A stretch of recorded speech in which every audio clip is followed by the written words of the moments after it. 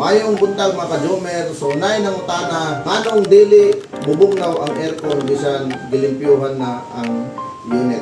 So naay duha ka butang mano dili bubugnaw ang aircon bisan gilimpyuhan na.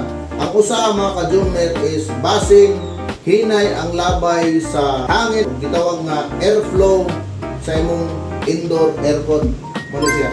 And then ikaduha is basin kulang o refrigerant o gitawag nga freon ang aircon.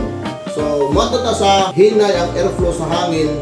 So ako ibutang sa screen ang iyahang cubic meter per hour every capacity from 1 HP to 2.5 HP.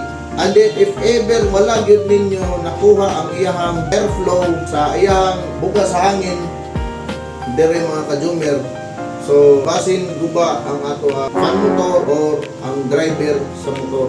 Mao na mga ka-Jomer, so thank you and God bless.